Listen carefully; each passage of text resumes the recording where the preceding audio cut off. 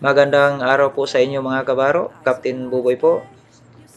Ang isi-share ko po sa inyo ay regarding po sa trimming pores. So, konting background po tayo regarding nito. The final stage of loading a bulk cargo, either solid or liquid, is normally done with trimming pores. Trimming pores is the final quantity of cargo held in reserve to be loaded partly into a forward and partly into an after position as necessary to bring the ship's mean draft and trim to the desired values. Ang ibig pong sabihin nito, ito po yung final quantity ng cargo na sinisit aside po natin upang gamitin natin sa latter stage ng loading or sa final stage ng loading upang makuha po natin yung desired trim na gusto natin sa departure. Okay po?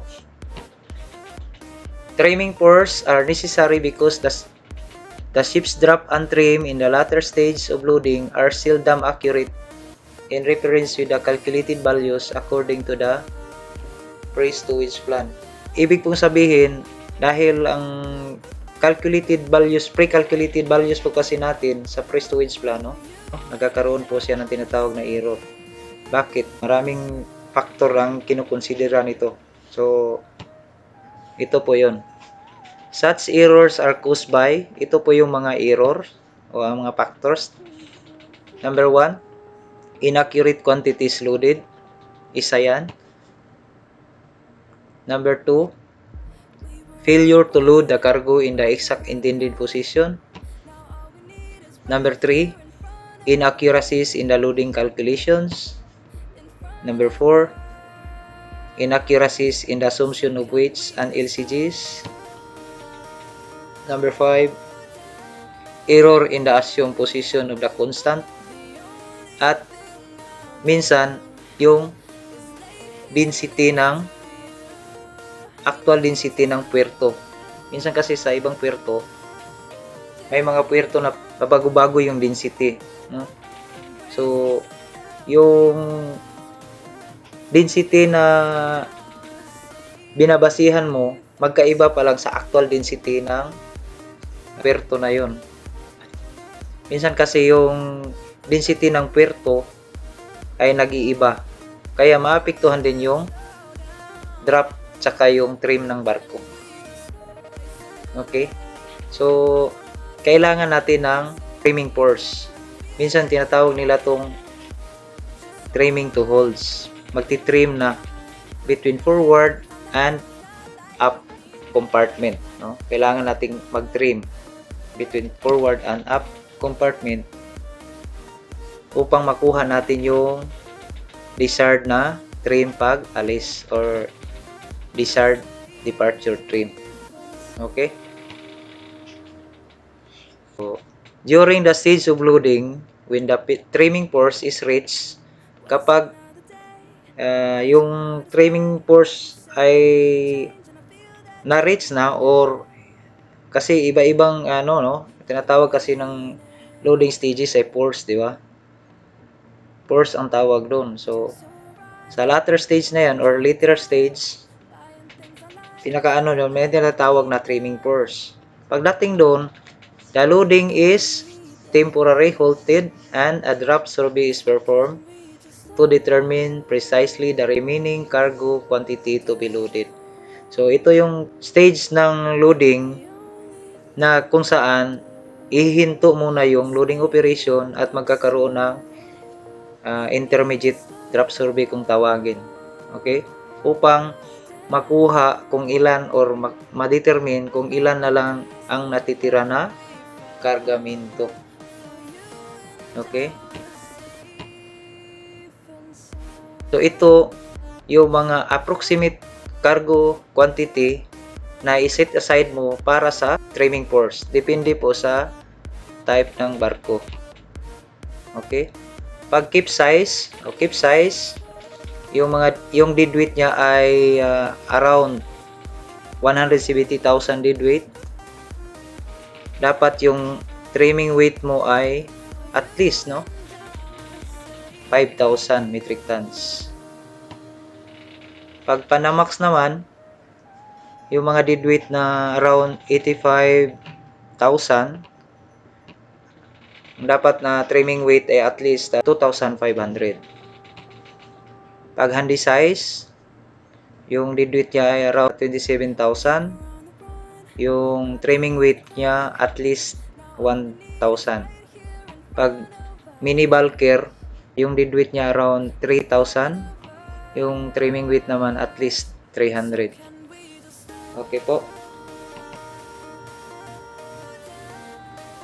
So, to distribute the remaining cargo between forward and aft holds to obtain the required trim. So, ito po yung mga procedure. Una, find the mean drop. Pangalawa, from the hydrostatic table, find the TPC, MTC, LCF at present mean drop. Pangatlo, correct the LCG of uphold to distance from LCF. Pangapat, find the distance between forward and upholds. Panglima, find the change of trim. Pang-anim, use the formula to determine the weight to be loaded forward. So, ito po yung formula niya. The formula used to find weights for forward and up compartments. Weight forward is equal to distance of uphold from center of flotation times remaining cargo to load minus COT times MTC times 100 over distance between holds. Okay? So, weight up is equal to remaining cargo minus weight forward. Okay? Change of trim or COT is equal to final trim minus present trim. So, paalala lang po. So, sa pag name po ng COT or sign of COT, present trim by the stern is to be increased. COT is going up. So, ang sign po niyan, positive. Ibig sabihin nito, to be increased. So, gusto pang trim daw by the stern to be increased. So, patingalain mo pa. Go. So, COT is going up, positive. Ang sign ng COT. Present trim by the stern is to be reduced. COT is going forward. So, ibig sabihin, i-reduce natin yung trim niya. Sign of change of trim magiging negative. Present trim by the head is to be removed. COT is going up. Ibig sabihin, nakasubsob siya. Kailangan nating tanggalin or i-even kill. So, by the head siya muna. Gusto nating patingalain, no? So, yung sign ng COT niya ay positive. Magiging positive. Present trim by the head is to be changed to by the stern. COT ay going up. COT is going up. Positive pa rin. Okay? So, huwag kayong malito. Kung gusto nyo patingalaan yung barko, ibig sabihin, gawin yung COT na positive. Pag gusto nyo payukuin yung barko o i-reduce yung trim,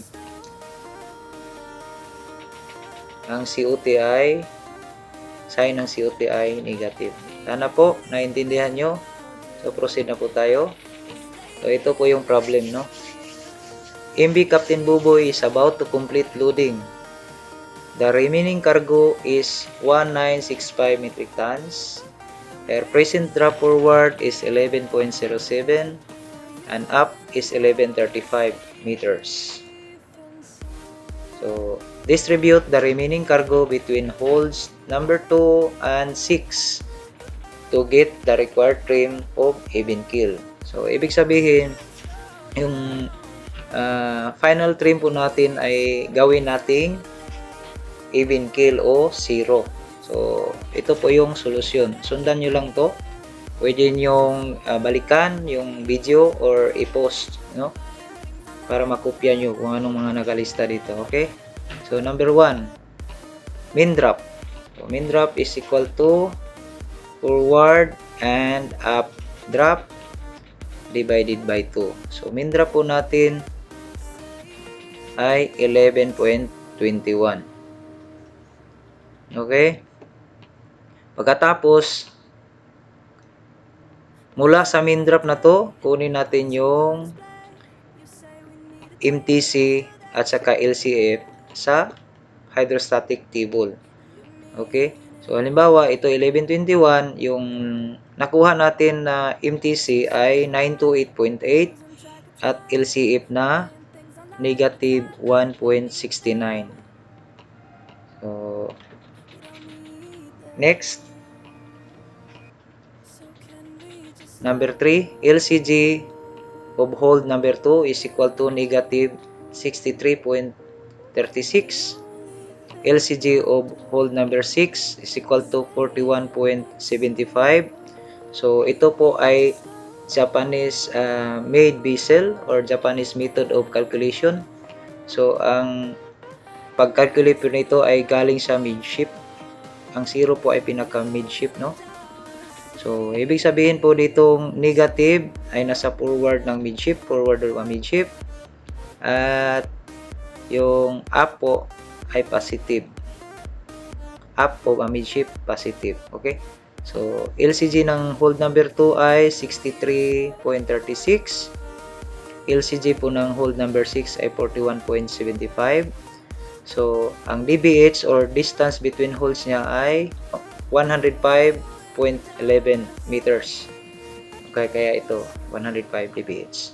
Okay? Next, kunin po natin yung number 4, step number 4, kunin po natin yung distance of a half hold from center of flotation.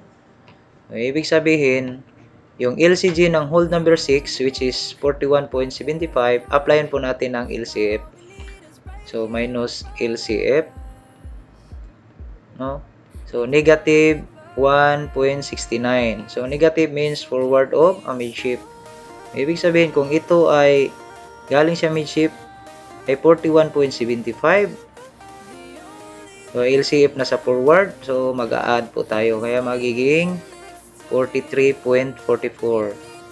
So, para po madali lang, yung LCG uphold minus mo ng LCF para ang resulta positive, di ba? So, ganito lang. Kasi halimbawa, kung ang LCF ay nandito sa up, so positive. Kung halimbawa lang ha, halimbawa, LCF natin 1.69 positive. O, ibig sabihin up. So, nagdididak ka dito. No? So, kaya LCG of uphold minus LCF, yan yung nagiging distance of uphold from center of flotation or CF. So, distance of uphold from center of flotation is equal to 43.44. Sana po naintindihan. Okay, next. So, step number 5, kunin po natin yung tinatawag na COT. Okay? So, paano pagkuha ng COT? Final trim, minusan natin ng initial trim. So, final trim natin ay 0 or even kill. Yung initial trim natin ay 0.28 or 0.28 meters. So, magiging COT po natin ay negative 28 meters. Okay? Ibig sabihin yan, payuko, no?